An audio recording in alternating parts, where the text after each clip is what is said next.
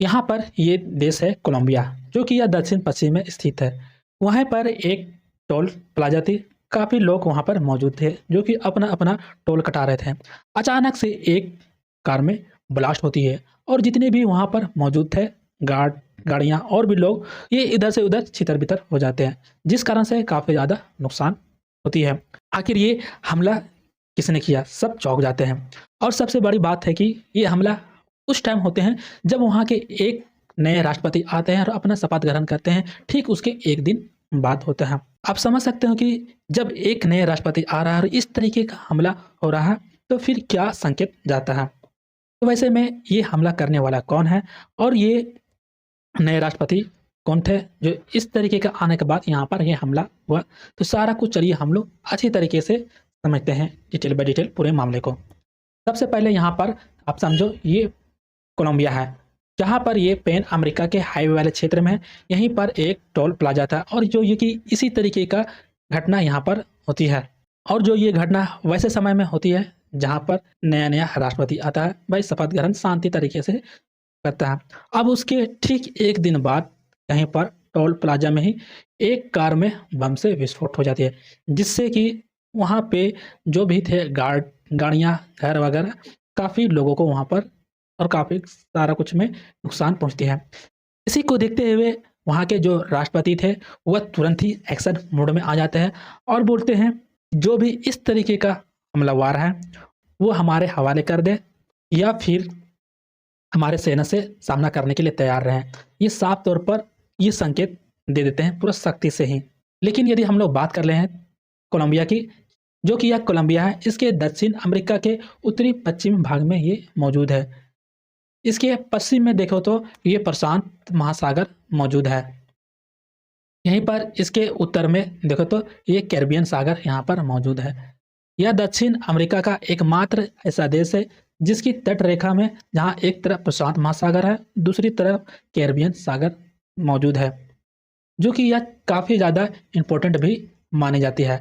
वैसे कोलंबिया की राजधानी है वो गोटा, जहाँ पर यदि हम बात कर लेते हैं इसकी पड़ोसी देशों की, जहाँ पर है इसके पनामा उत्तर पश्चिम में मौजूद है। यदि इसके पूर्व वाले क्षेत्रों में बात करें तो ये है वेनेजुला।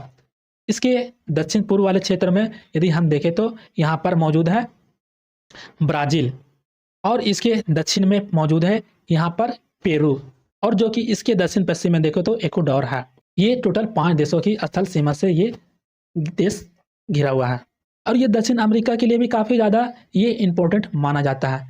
सबसे पहला बात यहीं पर कैरिबियन सागर है और प्रशांत महासागर है। दूसरा ये पनामा के निकट भी मौजूद है, जहाँ पर आपको दिख रहा होगा एंडेंस माउंटेन्स के क्षेत्र में ये स्थित है। यदि हम बात कर लेते हैं कि कोलंबिया की शासन व्यवस्था कैसी है, तो भाई यहाँ पर शासन के इनके 3 मुख्य अंग होते हैं। पहला तो है कार्यपालिका, जिसमें राष्ट्रपति और सरकार यहाँ पर आती है। वहीं विधायिका है जो कि संसद है और यहाँ न्यायपालिका जो कि न्यायालय। यदि हम लोग राष्ट्रपति की बात कर लेते हैं तो ये सरकार का प्रमुख होता है जो कि हेड ऑफ गवर्नमेंट। यदि हम लोग राष्ट्रपति का यदि मुख्य कार्य के बारे में बात कर लेते हैं तो यहाँ पर सरकार का यह नेतृत्व करना है, जो कि इनका मुख्य कार्य है। मंत्रियों का नियुक्ति करना, नीतियाँ बनाना, विदेश नीति चलाना या फिर नीतियों को लागू करना, किसी भी तरीके से कोई भी सशस्त्र बलों को सरकार को कमांडर करना, यदि कोई भी कानून लागू करना हो तो इसी के द्वारा होना और राष्ट्र सुरक्षा से जुड़े महत्वपूर्ण निर्णय लेना, किसी भी तरीके कुछ भी हो राष्ट्र के बारे में तो उसका और यही निर्णय लेते हैं। और सबसे बड़ी बात है कि राष्ट्रपति का जो कार्यकाल है ये 4 वर्ष यहाँ पर। यदि हम इनके संसद की बात कर लेते हैं तो संसद का इनका मुख्य कार्य होता है, एक तरफ है कानून को बनाना, दूसरी है बजट को मंजूरी देना। यदि किसी भी तरह का कोई भी वहाँ पर बजट पेश किया जा रहा है तो उसका मंजूरी देना, वहीं सरकार की निगरानी भी करना कि सरकार किस तरीके से काम कर रही है या नहीं कर रही है। राष्ट्रपति की और सरकार की नीतियों को भी निगरानी करना ये इनका दायित्व बनता है, जहाँ सरकार की जवाबदेही सुनिश्चित करना है और संविधान में किसी तरीके कुछ भी बदलाव ला रहा है तो भाई इन्हें भूमिका में निभाना होता है। वहीं यदि हम लोग चुनाव की बात कर लेते हैं तो कोलंबिया में प्रत्यक्ष चुनाव होते हैं, जहां पर जनता सीधे अपने प्रतिनिधियों को ही चुनता है। यदि हम लोग राष्ट्रपति के लिए बात करें तो जहां जनता सीधे राष्ट्रपति को वोट दे सकती है, जहां राष्ट्रपति का कार्यकाल जो 4 वर्षीय होता है, यदि 3 से 4 यहाँ पर चुनाव में खड़ा होते हैं, ठीक है, राष्ट्रपति के लिए। यदि कोई ऐसे आते हैं जहाँ पर 50% से नहीं ला पाते हैं तो वैसे में जो सबसे ज़्यादा वोट ला रहे हैं तो उसी के बीच में ये वोट होते हैं और जो इनमें से जो 50% से भी ज़्यादा वोट लाते हैं तो उन्हें ही सीटें दी जाती है। यदि हम लोग संसद का चुनाव के बारे में बात कर लेते हैं तो संसद का चुनाव भी जनता सीधे चुनाव करती है, चाहे वह सीनेट के सदस्यों से या फिर हाउस ऑफ रिप्रेजेंटेशन के सदस्यों के अनुसार होते हैं, जहाँ पर इसका संसदीय चुनाव सामान्यतः हर 4 वर्ष में होते ही हैं। कि इसका तो ये अपना जो भी है शासन चलाने के लिए बात हो गई है। और जो कि यह क्षेत्र है ड्रग के लिए भी काफ़ी ज़्यादा इम्पोर्टेंट माना जाता है भाई, काफ़ी ज़्यादा ये ड्रग्स तस्करी के लिए जाना गया है। और जो कि यह ड्रग का क्षेत्र है, कोका खेती के लिए भी सबसे ज़्यादा यही क्षेत्र है जो अनुकूल माना जाता है।